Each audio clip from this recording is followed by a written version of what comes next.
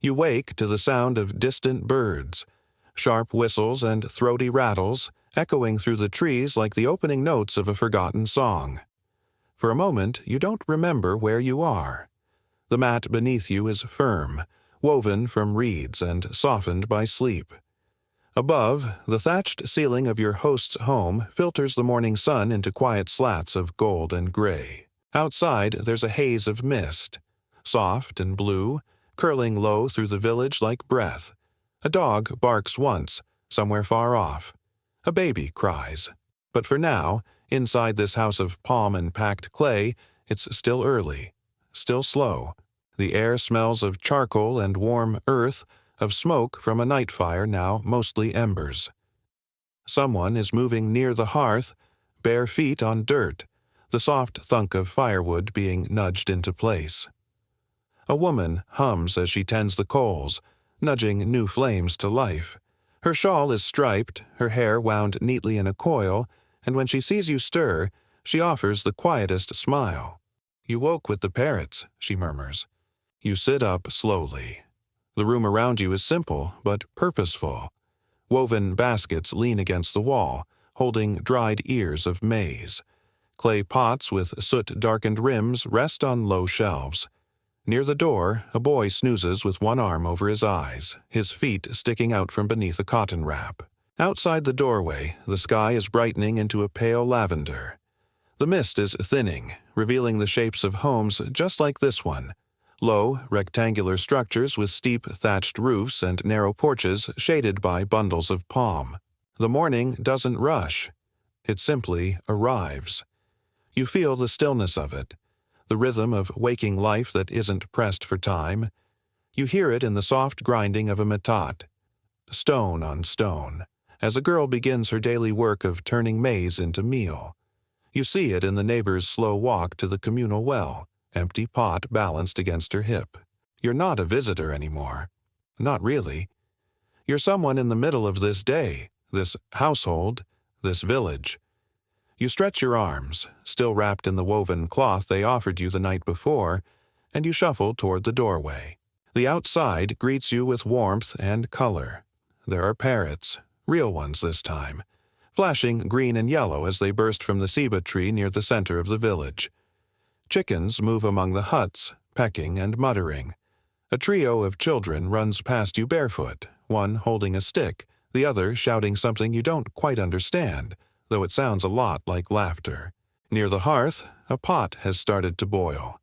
Inside is a tole, maize gruel, thick and lightly sweetened, sometimes with cacao or a bit of honey. It's breakfast. One bowl is handed to you without a word, steam rising into the morning air. You sit on a wooden stool beside the woman who gave you the smile. Her name is Ixchel, and though her face is lined with years, her voice is smooth and unhurried. "It will be warm today," she says, gazing up at the still pale sky. "The bats flew low last night." You nod, unsure if that's a saying, an omen, or just a fact. Either way, it sounds true. All around you, the village begins to stir. You see other households lighting their fires, young men emerging with tools slung over their shoulders, older women adjusting headscarves. Near the center of the village, someone beats a drum softly. Not for ceremony, but simply as a rhythm to begin the day. Someone hands you a second bowl, this one with a thick pat of mashed black beans and a warm tortilla folded neatly. There's no urgency to eat, no shouts, no schedule. Just the quiet coordination of people who know exactly what to do, and exactly when to do it. Ixchel sits beside you again, resting her elbows on her knees. "Later we go to the fields," she says. "But first we sit." So you sit, and you listen. The birds return to their chorus. A breeze moves through the trees with a sound like cloth brushing stone. A small child claps his hands in time with the distant drum. You've woken in a Maya village, a place alive not with noise, but with rhythm. A place where time is kept by sun and wind, and the first task of the day is simply to be still, to notice and to greet the morning slowly. And you do. The fire crackles now. No longer just embers, but a bright flame. coaxed to life with patient hands and a practiced rhythm. You sit closer, the clay bowl in your hand still warm from the atoll. The air smells faintly of toasted maize and smoke, a smell that will cling to your clothing for days, and you don't mind. It's comforting, ancient, honest. Ixchel rises slowly and moves toward the grinding stone, the metat, a wide, slanted slab of basalt propped on 3 low legs. Beside it sits a basket filled with dried maize kernels.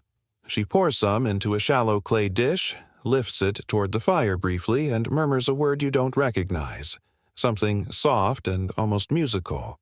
Then she kneels in front of the metat, takes up the handstone, and begins.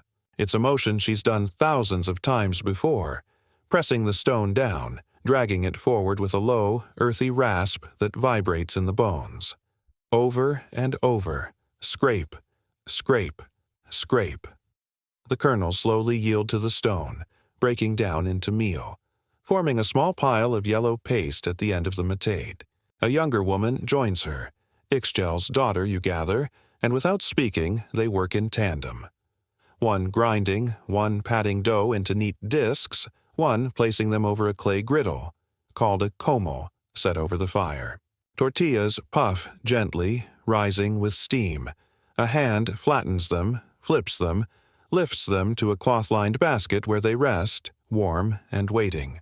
The basket is covered with a layer of woven cotton, something dyed red and stitched at the edges. You realize it's likely handmade, dyed with local plants, passed down from one woman to the next. The kitchen, if you can call it that, is more of an open-air hearth area, half sheltered by the roof, half open to the rising sun. Clay pots rest in a crescent around the fire pit. A hanging gourd holds drinking water. There's a small wooden stool, a pestle tucked under it, and a string of drying chilies dangling from a nearby beam. Nothing is wasted. Nothing is idle. The air hums with quiet activity. A boy walks by with a small woven tray, balancing a heap of fruit. Tiny guavas, a cut papaya, and something that looks like a bright yellow plum. He offers you one. It's sweet, with a tangy citrus finish that wakes your mouth. As the sun climbs, more villagers pass by. Some stop to exchange greetings. Others nod politely and keep walking, arms full of baskets, bundles of firewood, folded mats. The fire is now steady, the stack of tortillas tall. The grinding has stopped. Ixchel's daughter brings a bowl of beans from one of the larger pots and begins mashing them with the back of a wooden spoon. A bit of salt, a spoon of fat, and they're ready to eat. You're offered another tortilla, this one folded with a scoop of beans inside and dusted with something spicy and red. Chili, maybe. Your nose tingles. You take a bite. It's smoky, warm, full of the flavors of earth and effort. The beans are soft but not mushy, the tortilla perfectly pliable. It's not fancy, not extravagant, but it's deeply good. Nourishment born from ritual, repetition, and skill. Beside the hearth, Ixchel sits back on her heels and wipes her hands on her skirt. She looks pleased, not with the food exactly, but with the completion of the task. The day begins at the fire, she says simply, even if it ends far away. You nod, understanding more than just her words. The fire, the grinding, the kneeling, it's all more than cooking, it's rhythm, continuity. A quiet inheritance passed from hand to hand. The hearth is not just where food is made. It's where memories are shaped, where wisdom is traded in gestures rather than words. Children wander through, grabbing tortillas without ceremony. A toddler sits on her mother's lap, being fed pinches of soft maize and mashed squash. A teenager pours water from a calabash bowl, rinsing dishes with precision beyond her years. You help where you can, gathering bowls, folding cloths, sweeping loose ash with a bundle of twigs. No one directs you. You simply observe and follow, and that's enough. Above you, the roof lets in stripes of sun now. The morning has ripened. You hear the low call of someone passing by with a flute, playing a simple tune. A neighbor appears at the edge of the doorway and offers a bundle of tamales wrapped in banana leaves. There are murmured thanks, small nods, the unspoken language of familiarity. This is a house of warmth. Not just the fire, but the people. There is no hurry, yet everything is done. Nothing rushed, nothing wasted. The fire continues to burn, and you, full and content, sit quietly by its edge. The sun climbs just a little higher, and with it, the air begins to shimmer. Subtle at first, a gentle warming that creeps in through your cotton sleeves and brushes the top of your head like a knowing hand. It's the kind of heat that doesn't demand anything yet, just whispers that the day has begun. You stand slowly and step just outside the home, letting your eyes adjust to the light. The village unfolds in quiet activity. To the left, a man stacks bundles of thatch under a slanted roof. Children herd chickens away from the vegetable patch.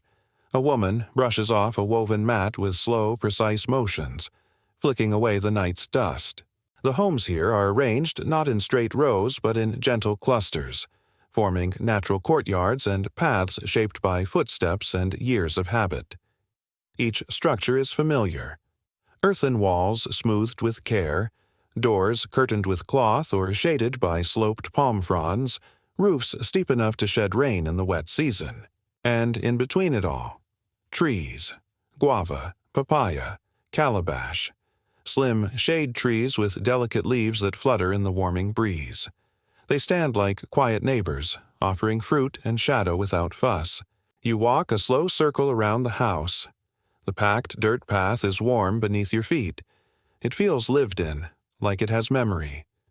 Just past the cooking area is a raised platform, wooden, sturdy, used for sleeping or sitting, or sometimes both. A hammock hangs from 2 posts nearby, swaying slightly with the breeze even though no one's in it. A few chickens scratch at the ground, muttering softly, and a dog lies sprawled on its side in the shade, one ear twitching at invisible sounds. You notice small details now. A pot propped on bricks to dry, feathers tied around a doorway post, the faint smell of lime used to treat maize soaking in a clay jar. A child's carved toy, a jaguar, perhaps, lies forgotten near the edge of a step. As you wander farther, the view opens slightly and you catch sight of a broader clearing, a kind of central plaza, though not formally so. There's no flag, no marker, just space, and it's here that the daily life of the village seems to hum the loudest. A group of women sit weaving on backstrap looms, the wide belts tied around tree trunks and waistbands, their hands flying over the threads in smooth, hypnotic motions. The fabric is bright, reds, indigos, yellow threads catching the light, and the patterns are geometric, orderly, and beautiful. A small girl watches them, not yet weaving herself but clearly learning. Across the clearing, 2 boys toss a rubber ball back and forth, barefoot and laughing. Their throws are wild, high, joyful. A third joins them and immediately tries to balance it on his head. It doesn't work. They fall over laughing. On one side of the plaza, an older man sharpens a tool, a small stone axe head, using a rhythm that feels almost musical. Scrape, rinse, turn. He dips it in water and nods to you without pausing. Your eye is drawn to a small altar near the center. It's not grand, just a flat stone with a few offerings.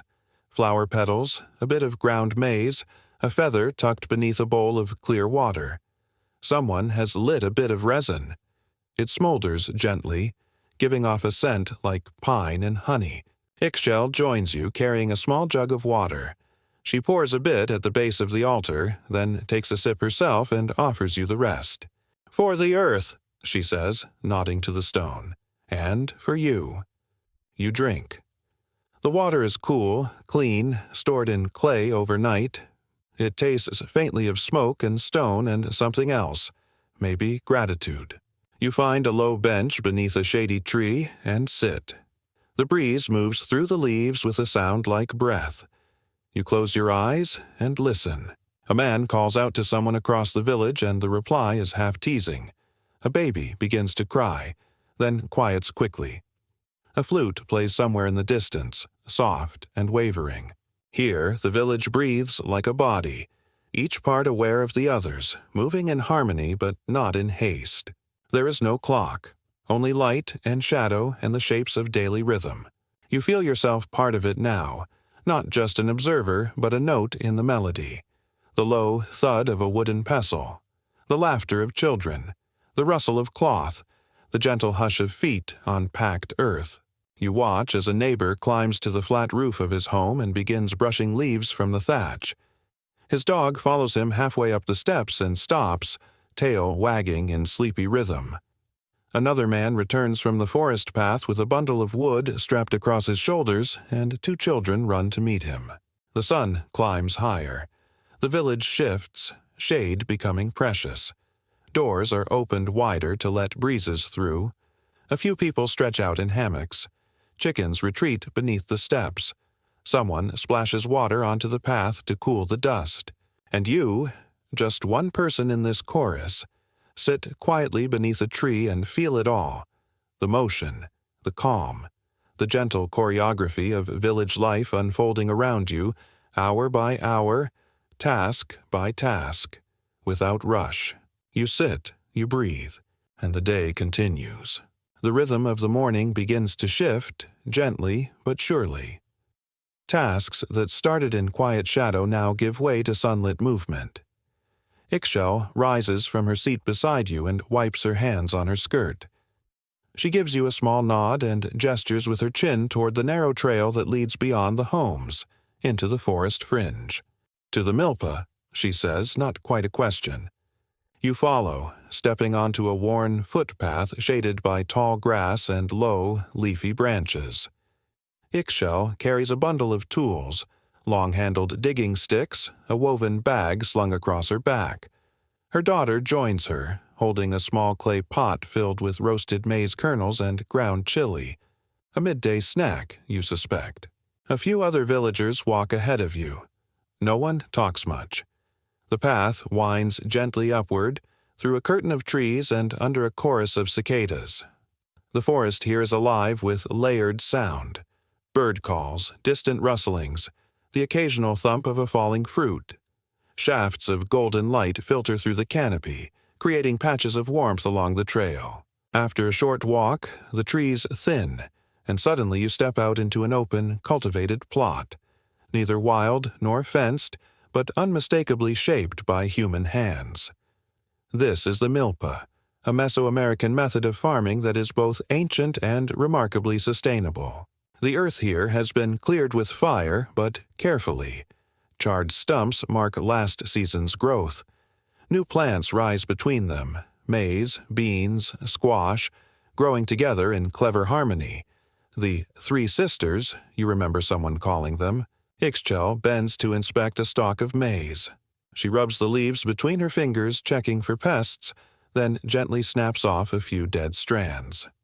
Nearby, her daughter begins weeding between the rows, using a sharpened stick to loosen the soil. You kneel beside them and run your hands over the ground. It's soft, warm, dark with nutrients. Every step here is deliberate, every patch of soil rotated, rested, reused. Nothing is done for excess. Everything is done for continuity. The other farmers spread out into the field, some checking for signs of animal tracks, others thinning plants or adding leaf mulch from nearby trees. No fertilizer bags, no machines, just hands, memory, and cycles of observation passed through generations. Ixchel shows you a row of squash vines creeping outward from a hill of maize. They look unruly, wild, but she gestures at them proudly. They shade the roots, she explains, and keep the water in. Nearby, a boy checks traps for pests, small woven cones placed among the plants. He finds a beetle, frowns, and places it into a covered gourd with practiced calm. A few birds fly overhead, and the boy watches them, thoughtful. The sun continues to rise, and with it comes heat, thick, almost humming. You feel it on your shoulders, your arms. The shade from the nearby trees is welcome. Ixchel sits beneath one and opens the bundle from her woven bag.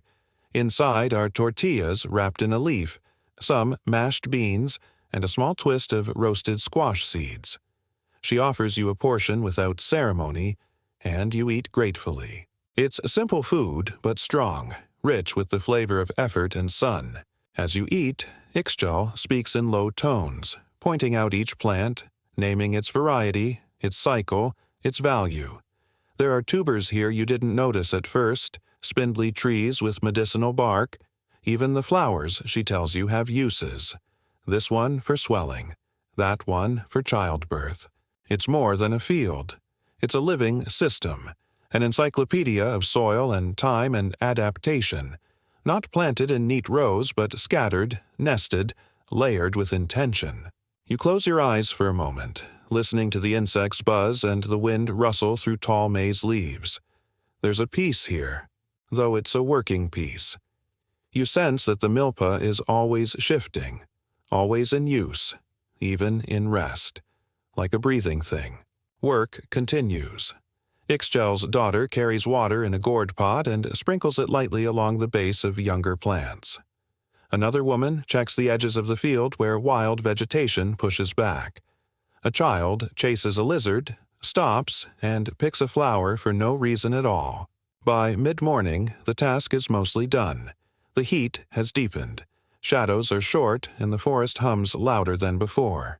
Ixchel stands and brushes dirt from her knees.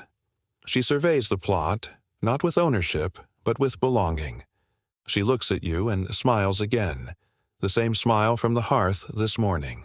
The milpa is never finished, she says softly, but for today, we go. And so you follow her down the path again, through the buzzing green, past the tree with hanging gourds, back toward the sounds of village life. Your hands are dusty, your back a little sore, your belly content. You've spent the morning with the land, and in return, it has given you something harder to name. Rhythm, perhaps. Balance. A sense that the world is held together not by grand monuments or powerful kings, but by the daily, loving work of people like Ixchel. Quiet, steady, enduring. Back in the village, the sun now hangs high, nearly at its peak, and with it comes a gentle slowing. People move a little less quickly, voices soften, and the shadows under the trees become prized spaces. The morning's work is done, and for a brief while the world is allowed to rest. Ixchel leads you not back to the hearth, but toward a different part of the household compound. Here, between two posts of a wooden lean-to, she has planted a modest but lovingly kept garden. This is no milpa. There are no tall maize stalks or rows of beans, but a smaller, more intimate space filled with herbs, flowers, and the everyday wonders of Maya cuisine and medicine. You crouch beside her, examining the plants as she names them, one by one. There is epizot, with its jagged leaves and pungent scent, used in soups and stews and sometimes rubbed on the skin to keep bugs at bay. Next to it grows chaya, the tree spinach with thick, waxy leaves that must be cooked to be safe. You brush your fingers across its surface and feel its strength. Resilient, almost rubbery. Beneath the leafy greens are bright spots of orange and yellow, marigolds, planted not just for their beauty, but to repel insects and attract certain helpful birds. Ixchel plucks a petal and offers it to you with a knowing smile. You chew it tentatively. It tastes like pepper and sunlight. She moves on, pointing to a cluster of chili plants, their small red fruits glowing against the deep green foliage. These are fierce, she warns you, not for chewing raw unless you want tears with your tortilla. A clay bowl rests nearby, filled with drying seeds, tiny treasures waiting for the right season. You watch as Ixchel picks through them, separating the maize kernels by size, the squash seeds by shape. These, she says, holding one up to the light, came from my mother's field. There's pride in her voice, but it's quiet, matter-of-fact. Not boastful, just certain. The sun hits your back as you sit with her, watching her hands work. The movements are slow, precise. She doesn't rush. Nothing in this garden is hurried. Everything has its own pace, its own response to the rain, the moon, the soil. Her daughter arrives with a bowl in her hands, a kind of spicy stew, still warm from the fire. Floating in it are slices of squash, beans, and pieces of roasted chili. You taste it, and it burns gently at the back of your tongue before melting into warmth. It's good, it's bold. You take another bite. They laugh as you fan your mouth and reach for water. Nearby, a flat stone holds a pile of cacao pods, cracked open to dry in the sun. Inside, the beans glisten dark and sticky. Ixchel lifts one, breaks it open, and lets you sniff the interior. Earthy, bitter, slightly floral. The aroma lingers on your fingers. This, she explains, will become a cacao drink, thickened with maize and flavored with chili or honey. But not today. Today is too warm for that richness. Instead, her daughter brings out a gourd bowl with a chilled version. Cool water stirred with ground cacao and a hint of vanilla bean. No sugar, no milk, just the deep, ancient taste of the bean itself. You drink slowly. The bitterness surprises you at first, but then it settles, like shadow on stone, like stories told under trees. It's not a drink meant to dazzle. It's one that remembers. Behind you, a group of boys chases each other through a patch of wildflowers, waving sticks like spears and laughing with the wild energy of midday youth. A dog barks and runs alongside them. One boy trips and tumbles, but he's up again quickly, brushing off dirt like it was nothing. Ixchel watches them for a moment, then turns back to her garden. She shows you a patch of small plants. Amaranth, she says. The leaves are good for stew, the seeds for grinding. She strokes a leaf gently, almost like petting a cat. This one remembers dry years, she says. It grows even when others stop. You look around, at the chilly vines curling toward the sky, the shaded herbs beneath, the bees dipping into flowers, and the trays of drying cacao. It's a tapestry, this garden. Woven not with cloth, but with intention, with knowledge, with care, passed down like a whispered recipe. There is no fence around it, no lock, just familiarity. Everyone knows where to step, what not to pick, when to water, and when to wait. Ixchel sprinkles water from a gourd onto the roots of the marigolds. Her daughter hums quietly. You can't place the tune, but it seems older than the words. The breeze shifts. Somewhere, a flute begins to play again, slow and soft, as if it, too, is wilting slightly in the heat. You sit in the garden and watch, not because there's something dramatic to witness, but because being still feels like the most appropriate thing to do. There's nothing more to say. The plants do the talking, and in their silence you understand something simple. That here, in this quiet corner of a Maya village, chili and chocolate, squash and seeds, are not just food. They are memory. They are continuity. They are life, handed from hand to hand, season to season, root to root. The garden fades behind you as Ixchel and her daughter gather the bowls and bundles, placing them gently into a hand-woven basket. You offer to carry it, and they allow you with a small nod, the handle warm and smooth against your fingers. The basket swings lightly as you walk, following the trail back toward the open clearing at the heart of the village. By now, the sun is high, casting the ground in blinding patches of white light and deep, sharp-edged shadows. It's quiet, quieter than before. Even the children's voices have hushed, drawn into the shade of porches and the cool bellies of thatched homes. A breeze lifts dust and flutters the fabric of a nearby hammock, but no one is in it now. It's the time between morning and afternoon, when even the birds seem to rest. You step into a long structure with one open wall, a communal shelter perhaps, or a meeting house. Inside are low stools and wide mats, bundles of reeds tied neatly in corners, clay jugs of water resting on stands. It's cooler here, and the air carries the scent of wood and lime. Ixchel places the basket on a mat and sits with her legs folded beneath her. Her daughter settles nearby, beginning to peel the skins off a bowl of roasted squash seeds. Their hands move in rhythm, delicate, repetitive, soundless. Another woman enters the shelter carrying a spindle and a roll of cotton fiber. Without a word, she joins the group, looping the cotton around her hand and pulling it gently into thread. She spins it slowly, expertly, her fingers dancing. The fibers twist into yarn like memory forming sentence by sentence. You sit beside them, not speaking. The silence is comfortable. Only the occasional snap of a seed hull or the low rasp of cotton moving across skin breaks the stillness. This, you realize, is midday rest. But it is not idle. It's a time for soft labor, for quiet work that speaks to the patience of life lived with the land. A boy enters, placing a small bowl of honey on the mat and disappearing just as quickly. Ixchel dips her fingertip and tastes it, then pushes the bowl your way. You do the same. It's floral and warm, thick like syrup, leaving sweetness behind your teeth. Someone hums. You can't tell who. A simple tune, slow and looping. It doesn't seem to have a beginning or an end, it just is, like the breeze or the heartbeat of a sleeping dog nearby. Across the room, a set of woven reed panels lean against the wall, some finished, some half done. They're mats for sleeping, for sitting, for covering baskets. Each one bears a different pattern, diamonds, waves, step shapes. You run your hand across one and feel the raised texture beneath your fingers, the softness of dried grass turned useful. Ixchel's daughter smiles at your curiosity and gestures for you to try weaving.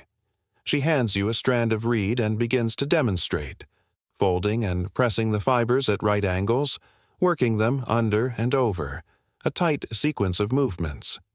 You follow slowly, your fingers clumsy at first, but the rhythm comes quickly, like walking, like breathing. And soon you are making something simple, imperfect, but real. You don't speak and neither do they, but the shared work says enough. It says, you are welcome here. Time passes without your knowing. The light outside has shifted again, slightly warmer, slightly lower. The air carries a hint of smoke now, the sign that another meal is being prepared. A girl enters with a bundle of dried herbs, avocado leaves maybe, or Santa Maria, and spreads them out on a clean cloth in the corner. She arranges them leaf by leaf, checking for mold or insects. The care she takes is quiet and reverent. You ask nothing, but you understand. These herbs will be used for cooking, for bathing, for curing aches and fevers. Each one has a place, a purpose, a story. There's something deeply ritualistic about this hour, not in the religious sense, but in the way that every action feels part of something bigger, something older. Rest, yes, but also renewal. A man walks past the shelter, slowly, carrying a carved flute. He plays a few notes, bright and bird-like, and smiles without breaking stride.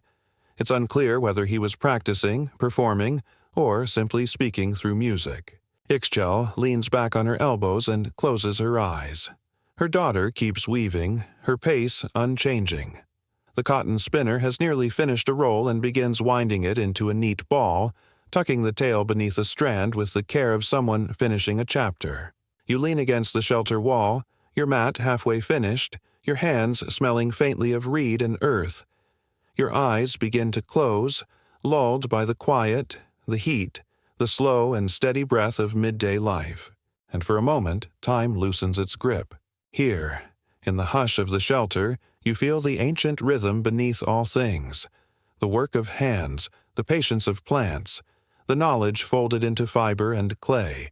There is no urgency, no alarm, no task waiting to ambush you. There is only now, and it is enough. When you next open your eyes, the light has softened. It's not quite afternoon yet, but the sun has dipped enough to cast long shadows through the trees. Outside the shelter, the world is beginning to stir again. The stillness of midday is loosening its hold, like a dream gently lifting its veil. Ixchel is already on her feet. She gives you a knowing glance, not rushed, not impatient, just a gentle reminder. It's time. You follow her once more, this time down a different path, toward the far edge of the village. As you walk, you notice the change. The air is richer here, damp and shaded. The trees grow thicker and the sound of running water teases your ears. A small stream winds through the undergrowth ahead, its surface glittering like a net of scattered sunlight. The path widens near its bank, revealing a smooth area paved with flat stones, worn by generations of bare feet. Here, women gather in groups of 2s and 3s, baskets at their sides, hands busy with cloth. This is the washing place. Not just a laundry station, but a place of stories, of gossip, of laughter soft enough not to carry too far. Flat stones tilt into the water, shaped just right for scrubbing. A woman leans over one now, slapping a piece of damp fabric rhythmically against the stone, creating a sound that's almost musical. Thwack, swish, thwack, swish. Others are rinsing cotton skirts, wringing them out with practiced ease. A girl rinses her own shirt under her mother's watchful eye. Ixchel sets down her bundle, unwraps a few pieces of cloth, and begins her work. You kneel beside her and watch. She offers you a bar of homemade soap, yellowish, rough-edged, smelling faintly of lime and ash. You take a cloth, dip it into the stream, and mimic her movements. Wash, rub, rinse, wring. It's a rhythm. It belongs to the water. Around you, the other women talk in low tones. Never idle chatter, but full of shared memory. A story of a neighbor's new baby. A joke about a clumsy turkey. A mention of the season's early rains. Their voices rise and fall like the stream itself. A child drops a gourd bowl into the current and scrambles after it, laughing. An older woman hums a tune you've heard before, something slow, circular, like the path of water around a stone. The soap in your hands dissolves slowly, leaving a film of bubbles that float for a moment, then vanish. Above, birds call to one another from the high canopy. A heron stands still on one leg, watching the scene with silent patience. Even the animals seem drawn to this spot, perhaps because it's cool, or perhaps because it's always been this way. Ixchel finishes one cloth and moves to the next. She inspects it for tears and begins mending a loose seam with a needle she produces from a small folded pouch. Her daughter, seated nearby, combs her hair with a carved wooden comb, each stroke long and thoughtful. You wring out your finished cloth and lay it on a flat rock to dry, the sun catching the wet weave and turning it silver. The quiet grows. The women don't stop working, but the talking fades, replaced by the rushing of water and the rustle of trees. Time slips sideways here. The world folds into a small pool of light, ringed by stone and story. You take a moment to breathe deeply, letting the scent of water and soap fill your chest. Your hands are cool. Your knees ache just slightly, but you feel calm, tuned to something older than routine. Ixchel rinses the last cloth and holds it up. It glows for a moment in the light, then she folds it carefully and places it back into the basket. One by one, the others do the same. The work is done, and yet no one rushes to leave. There's a lingering, an unspoken agreement that the washing place isn't just for cleaning. It's for slowing down, for folding together pieces of life in quiet companionship. The water carries stories as much as soap. Finally, someone stands, stretches, and gives a low whistle to signal a nearby child. The rhythm of departure begins. You follow Ixchel back up the slope, feet squishing in damp sandals, basket swinging against her back. Behind you, the sound of water continues, undisturbed, as if ready to begin again tomorrow. Which it will. Of course it will. At the top of the rise, you pause for a moment and look back. The stream curves away into the trees, half hidden, like a secret kept in plain sight. And above it all, the sun filters through the canopy, steady and golden. The trail from the washing place loops gently back toward the village, this time through an older grove of trees. Tall cebas and broad-leaved ficus rising like ancient guardians on either side of the path. Ixchel walks a step ahead of you, her basket lightened from its chore, her pace easy. As you walk, you begin to notice them. Stone mounds, barely rising from the earth, hidden in roots and moss. At first, they look like natural humps in the forest floor, but then you see a straight edge, a carved corner, a face eroded by centuries but still faintly visible beneath the lichen. These are the old places, Ixchel tells you. She doesn't use the word ruins. Here, they are not ruins. They are memory. She pauses beside one such mound, just a low platform now, about the height of your waist. On top, vines curl in lazy spirals, and a few butterflies hover above a blooming orchid. The stones are warm in the sun, and beneath your hand, you feel the unmistakable lines of ancient carving. Glyphs, perhaps, patterns, or maybe just the echo of something once deeply meaningful.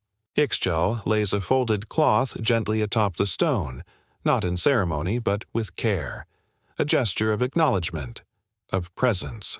This was a house, she says, or a meeting place. We don't know everything, but we remember.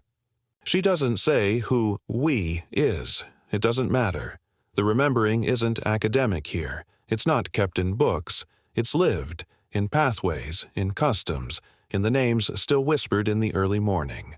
You follow her farther along the path, where more stones rise in irregular intervals. Some still upright, others sunken, almost entirely consumed by roots. A stela leans at a slight angle, half buried, its inscription barely legible now. The earth has reclaimed it, but not erased it. Children pass you on the trail, laughing, chasing a goat that doesn't seem terribly concerned. One of them touches the stone as she runs by, just a quick brush of fingers as natural as waving hello. You begin to understand. These stones are part of the village, not separate from it. They don't belong to a museum or a rope barrier. They are not visited. They are lived with, like elders who no longer speak but are still listened to. You reach a clearing, slightly raised where more prominent structures remain. Not whole buildings, just platforms, tiers, and a few stone steps. But there's a shape to it, a geometry that hints at intention. This may have once been a temple, or a council house, or even a school. Ixchel walks the perimeter slowly. Her daughter traces a finger along a line of carved dots, counting under her breath. Someone has left a bundle of flowers here, bright red and yellow, arranged simply, no ceremony. Just respect. You sit on the edge of one platform and feel its coolness against your back. The stone has stories, but it tells them in silence. It has weathered time, storms, and feet. Generations have sat where you sit, maybe listening to teachings, maybe watching dances, maybe just sharing roasted squash and stories as the sun dipped low. In the far corner of the clearing, a tree grows through one of the old platforms. Its roots have wrapped the stone like fingers. You walk to it and place your palm on the bark. It feels strong, firm, gently humming with life. Ixchel joins you. She says nothing, only looks upward toward the branches, which stretch like arms across the sky. There is no need for explanation. These old places are not forgotten. They are part of the daily path, the shortcut to the stream, the resting place at midday, the background to a child's game. They are woven into life just as surely as the herbs in the garden or the beans in the fire. On your way back, you pass a small shrine near the path, a clay pot with burned incense, a few cacao beans, a folded paper flower. You recognize the symbols now, not as artifacts, but as messages. Thank you. Remember. Be present. A boy is sitting near the shrine, drawing shapes in the dust with a stick. When he sees you, he smiles, but says nothing. The dust drawings are abstract, swirling. But maybe they're maps. Maybe they're songs. As you re-enter the heart of the village, the sounds of the afternoon swell again. Someone is shaping a clay pot, spinning it slowly with a foot-cranked wheel. Another hammers wood into place beneath a lean-to. A group of teenagers walks past, carrying firewood, talking softly. Life continues. The old stones remain. Not frozen, not forgotten. Just there, watching, rooted, remembered. Afternoon in the village doesn't rush in. It arrives like a soft drumbeat, gradual, rhythmic, inevitable. The shadows grow longer, slanting across the packed earth pathways, while golden light spills gently over rooftops and leaves. You follow Ixchel toward another corner of the compound.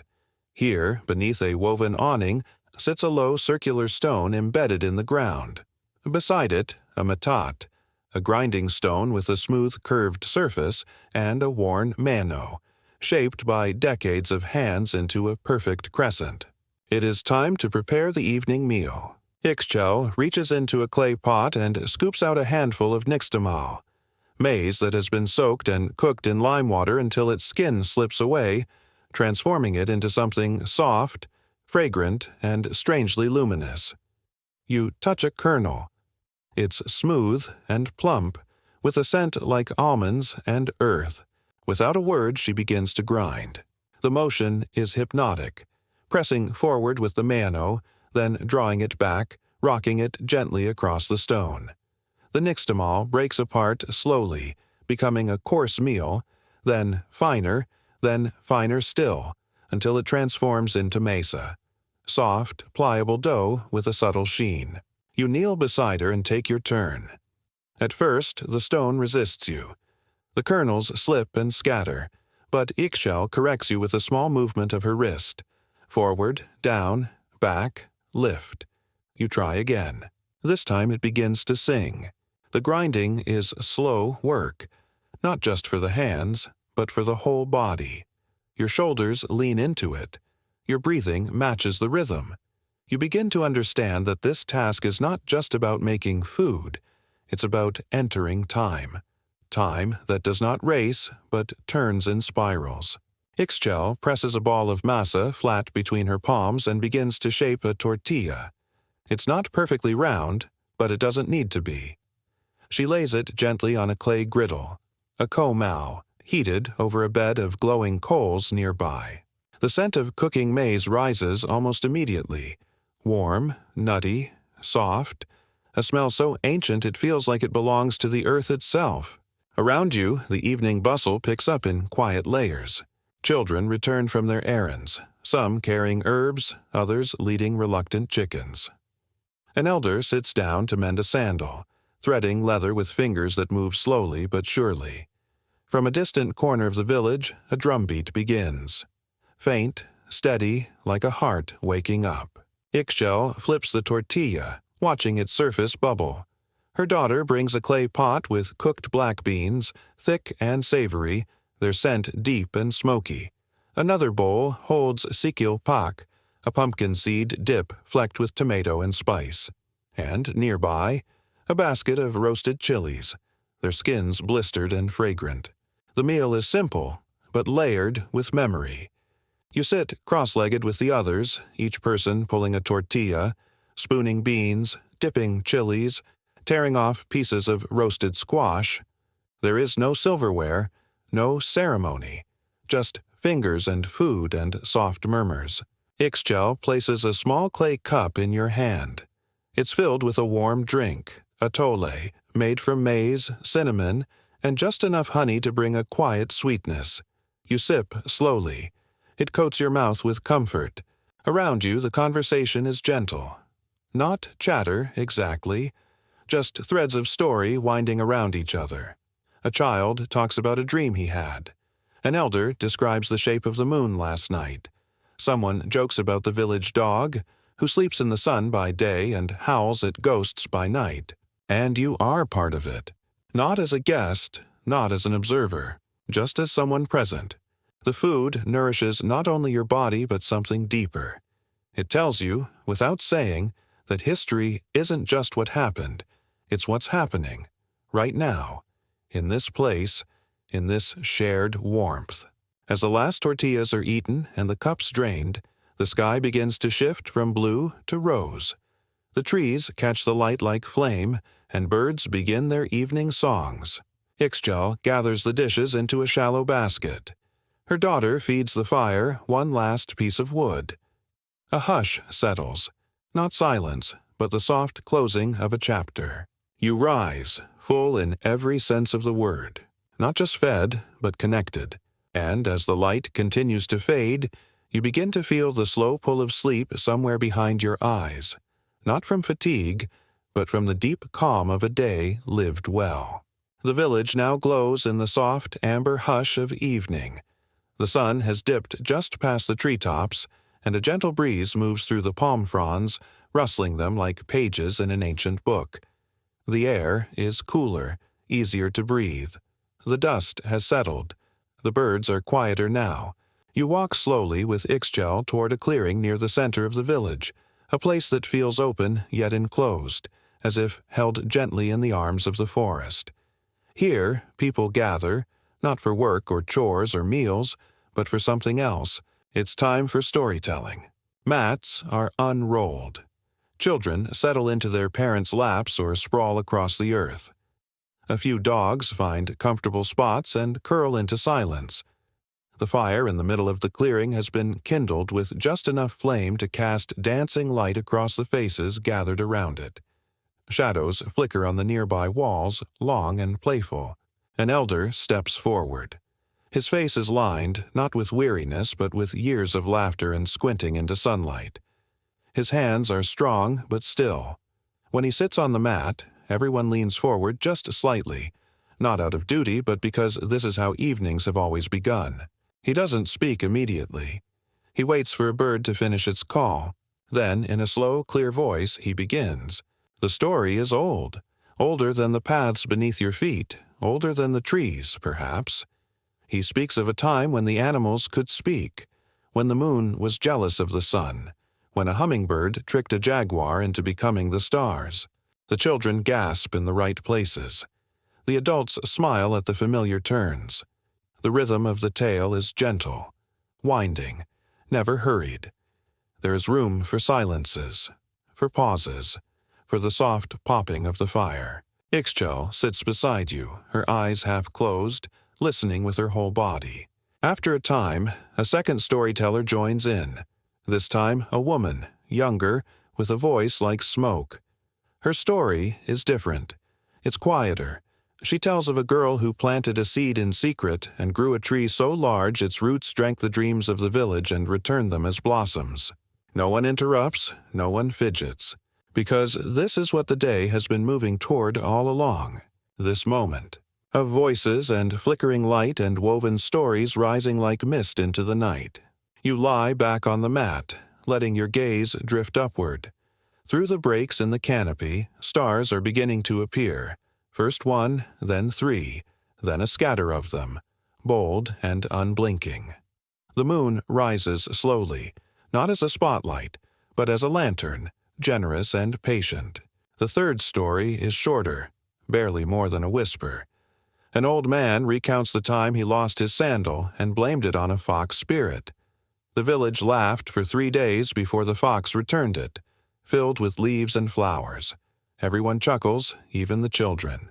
You realize something as you watch the faces in the firelight. These stories are not just entertainment. They are thread, holding together memory, belief, wonder, and laughter. They aren't just about the past.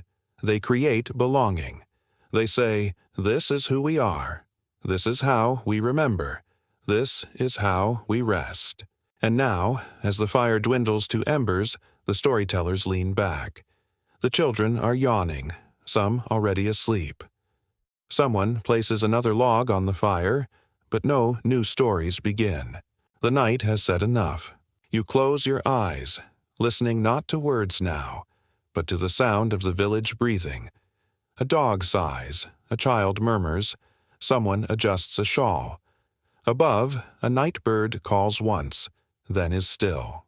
The fire crackles softly, the stars remain, and you feel yourself drifting, held not by a bed or a blanket, but by something older, a rhythm, a voice, a place. The sky now stretches above in its fullest shade of midnight blue, flecked with stars so clear and bright they feel like tiny, watchful eyes. The fire has burned low, offering only a quiet red glow, like the final heartbeat of the day. Around you, people begin to drift away from the circle, not with urgency, but with the slow, weightless steps of those already halfway to sleep. Ixchel rises, gathering the empty bowls and folded mats, moving as softly as the wind. You follow her past the last of the flickering light, into the darker paths of the village, where homes rest like quiet animals, curled under palm-thatched roofs. The night is not silent. There are frogs singing from the marshy patches, insects whirring in the brush, and the distant rustle of leaves in the trees. But the sounds are low, layered, soothing. She leads you to a small structure at the edge of the village. It's not large, perhaps 4 steps across, with walls of wattle and daub, painted faintly with ochre designs. The doorway is covered by a curtain of woven reeds, which she lifts gently as you step inside. The air inside is warm, still holding the heat of the day, but cooling quickly. A clay incense pot glows faintly in one corner, releasing a thread of smoke, copal maybe, or dried herbs, sweet and slightly citrusy. The scent calms your breathing almost immediately. The sleeping mat is simple. Tightly woven fibers, raised slightly off the ground. A folded cloth serves as a pillow. Beside it, a small bowl holds water, and a carved gourd serves as a cup. A dried bundle of herbs, perhaps for dreams, perhaps for comfort, hangs above the mat, swaying ever so slightly. Ixchel places a folded blanket nearby, touches your arm gently, and says only, "Descansa." Rest. And then she's gone, the reed curtain rustling softly behind her. You sit for a moment in the darkened space, letting your eyes adjust. The mat welcomes your body with surprising softness, its texture both grounding and light. You lie back, arms by your side, gazing up at the low ceiling where the shadows of the rafters crisscross like the lines of an old map. Outside, the night deepens. Somewhere, a cricket chirps a steady rhythm, tick, tick, tick, like a clock made from wings. You hear a soft splash from the stream far in the distance. Maybe a turtle, maybe just the current turning over a leaf. It doesn't matter. It's all part of the same lullaby. The smell of copal lingers on the air, mixing with the scent of palm leaves and clay. Your limbs feel heavy now. Not from exhaustion, but from fullness, the kind that comes from a long day lived slowly, where every task was a rhythm and every moment was given its full measure of time. You think of the stories from earlier, the jaguar stars, the girl and the dreaming tree, the fox with the borrowed sandal. You think of the grinding stone and the feel of the masa forming between your palms, of the firelight on the storyteller's face and the quiet pride in Ixchel's voice as she named the herbs. And you realize something. You've not just learned history. You've stepped into it. You've lived it, felt it beneath your feet, carried it in your hands, breathed it into your lungs. The history here is not written in dusty books. It's in food and fibers, in rhythms and rituals, in laughter and stone, in the way stories hold a village together, and the way sleep rises like a tide when the world slows down enough to let it. You shift beneath the blanket, letting the sounds of the night wash over you. You are safe. You are welcome. You are part of something larger. And sleep is coming now, slow and kind, not as a drop into silence, but as a long, soft exhale. The night continues around you like a gentle river, deep, flowing, unhurried. You wake slightly, not fully, just enough to sense the change in air. It's cooler now. Outside, a low mist has begun to settle over the village, wrapping the paths and gardens in silver. The moon is high but softened, like a coin seen through water. You rise, not because you're restless, but because you're curious. The reed curtain whispers as you step out, barefoot on the packed earth, which still holds a faint memory of the sun's warmth. Around you, the village sleeps. Only the softest sounds remain. The hum of insects, the gentle breeze through dried maize leaves, the low creak of a tree adjusting itself in the dark. And then, you see it. At the far edge of the village, where the trees form a kind of green curtain, there is a flicker. Not fire, not torchlight. Something colder, paler. You follow it. Not with fear, but with the calm detachment of a dreamer moving through a story. Your steps make almost no sound. The mist parts easily around your legs. You move between the trees, under vines, past sleeping hens and the distant snuffle of a pig in straw.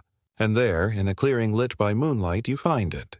A stone circle, half buried by roots and thyme, its center filled with flowers. Not cut, not arranged, just growing, wild, deliberate. There are lilies here, ferns, tiny star-shaped blooms that glow faintly blue in the moonlight. And seated in the center, an elder woman spinning thread. You don't approach, you don't speak. You simply stand and watch. She pulls fiber from a bundle on her lap, draws it between her fingers, and twists it into thread. Her movements are slow and continuous, like the turning of a wheel you can't quite see. With each spin, the thread glows briefly, then fades. This is not a place of ritual, at least not the kind with drums and incense. It is quieter, stranger, older. The woman looks up, and though her eyes are clouded, she sees you clearly. She nods once, and goes back to spinning. You don't know what she's making, or why, but somehow, you know you are meant to witness it. So you sit. You wrap your blanket tighter, you let your breathing slow, and you watch the thread grow longer, stitch by stitch, into something you will not touch, but which feels real nonetheless. The stars above shift. A bird calls once softly, and after a time the woman stops. She lays the thread in a small clay bowl, covers it with a palm leaf, and stands. She says nothing, walks past you like a breeze, disappears into the mist. You sit for a long time after, watching the bowl, the thread, the flowers, not because you expect anything to happen, but because something already has. Eventually, you rise and return to your mat. The village is unchanged, still sleeping, still safe. You lie back down. Your hands smell faintly of herbs, your feet of cool earth, and your thoughts. Lighter now, more distant, like clouds. You close your eyes, and as you drift back into sleep, one thought remains, that somewhere, someone is always spinning the thread. And the story continues. Dawn arrives not with a shout, but with a murmur. The first light of morning is gentle, barely more than a breath across the edge of the sky. It filters through the gaps in the thatched roof above you, painting faint stripes across the ceiling, then over your sleeping mat. Somewhere in the distance, a rooster calls, not boldly, not urgently, but as if clearing its throat for the day ahead. You stir beneath the blanket, not because you must, but because the world is shifting again, slowly opening its eyes. Outside, the village begins to move. Ixchel is already awake. You hear her softly arranging clay cups, lifting the reed curtain with the same quiet respect she offered the night before. She nods to you without words and hands you a bowl of warm water, scented faintly with chaya leaves and lime. It smells like waking up. You sit at the doorway and sip slowly, watching the sun rise between the trees. It's low now, golden and cool, casting long shadows that stretch across the village like fingers brushing away the last of sleep. The fire from last night has been rekindled. A new pot sits over the flame, steaming gently. The scent drifts toward you, cinnamon, maize, a hint of roasted cacao. Someone is making breakfast. Not hurried, not loud, just steady, as if the fire itself remembers exactly what to do. You walk the now familiar path to the clearing, where others are gathering. Some are stretching, some brushing leaves from their mats, others tending to the embers with wooden sticks. It's not a ceremony. It's not even a routine. It's a rhythm, like the grinding stone, like the storyteller's voice, like the spinning thread. A child passes you a tortilla wrapped in a warm cloth. She doesn't speak, just smiles with the sleepy pride of someone who got up before the grown-ups. You take it gratefully. It's soft and earthy, still steaming. Near the fire, a group of elders is sitting with clay mugs, quietly sipping atole. One of them begins humming. No one joins in, not yet, but the tune floats softly into the morning air, wrapping around the smoke like a memory. The sun rises higher. Birds flit through the trees, chasing insects. A goat complains in the distance. The first chore of the day begins. A young man starts sweeping the path with a handmade broom, his strokes light and patient. Ixchel motions for you to follow her one last time. You walk slowly together, past the cooking pots and the drying herbs, past the mat where the old man is oiling his sandals, past the flowered path where the night had once revealed its quiet, glowing secret, and finally back to the edge of the village, where the trees begin once more and the forest path waits, sunlit and still. She doesn't speak. She doesn't need to. You know what this moment is. Not a goodbye. Just a pause in a story that continues. Around fires, under stars, through the hands of those who grind and plant and remember. You feel the weight of it in your chest, not as sorrow, but as gratitude. A soft fullness. Ixchel places a small woven pouch in your hand. Inside, you'll later find a dried flower, a few corn kernels, and a small carved stone, tokens perhaps, or just anchors. Proof that you were here. She touches her fingers to her forehead, then her heart. A parting. And then you turn to the path. You begin to walk, not away from the village, but deeper into what it gave you. Slowness, presence, rhythm, and story. The forest embraces you again. The light filters through in gold and green. A bird cries overhead. A breeze stirs the canopy. And step by step, the memory of the day, the warmth of the fire and the hush of the night settle into you like dust onto woven cloth. You are not leaving history behind. You are carrying it forward, quietly, gently, like a story ready to be told again. The forest path carries you gently onward, the soft earth muffling your footsteps. You walk in silence now, not out of solemnity, but because there is nothing more to say. The sounds of the village fade behind you, replaced by the slow awakening of the forest, the buzz of insects, the occasional flap of a bird's wings, the distant patter of water dripping from leaf to leaf. Sunlight dapples the trail in patches, breaking through the thick green canopy overhead. It glints off damp bark, illuminates the fragile veins of giant leaves, and throws your shadow in elongated shapes ahead of you. You pause once beside a tree whose trunk is twisted in a spiral, its bark etched naturally in patterns that look almost carved. Nature has its own language here, slow, winding, patient. To your left, a stream appears, clear and narrow, gliding over smooth stones. You kneel and cup the water in your hands. It is cold, clean, faintly mineral. As you drink, you notice a small turtle resting on the opposite bank, its eyes half closed as though it, too, is caught between waking and dreaming. Everything feels lighter here, not in brightness, but in weight. As if the forest understands how to carry what you've brought with you, the stories, the warmth, the quiet gestures that now live inside your body. And then, unexpectedly, the path opens. You emerge onto a small rise that overlooks a valley.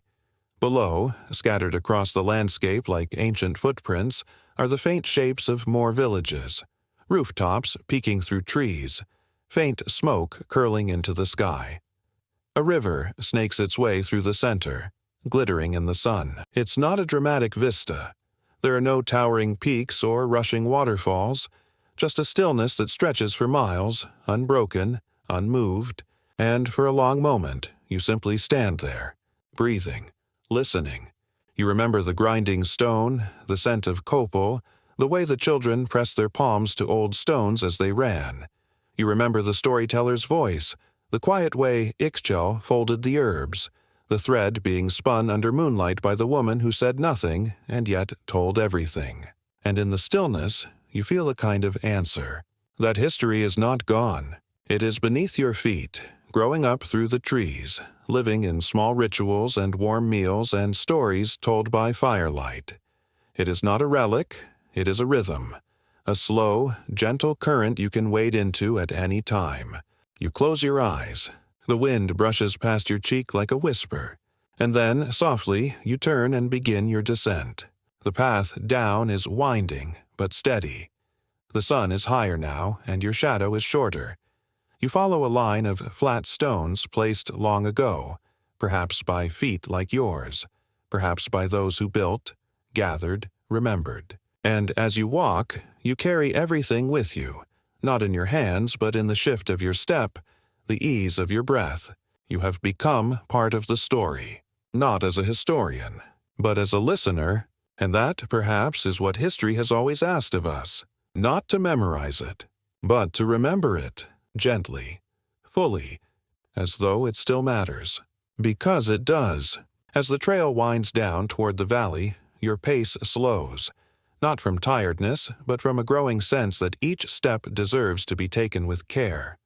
The forest begins to thin, the canopy breaking into broad patches of open sky. Birdsong returns, now in full chorus, lively, layered, melodic. A breeze stirs the tall grasses, and the smell of damp earth and warm leaves rises like incense from the ground. You come upon a small stone shrine at a bend in the path. It's weathered and moss-covered, its corners softened by time. At its base rest a few offerings: a single cacao bean, a tiny woven bracelet, a flat shell polished smooth by river water. Someone passed this way not long ago, someone who paused, remembered, and left something behind. You pause, too. You place your hand on the cool stone, not with a wish or prayer, but with a kind of recognition. You may not know the names carved faintly into its surface, but you know the feeling. This place, like the village, exists in a time that flows differently. A slower time.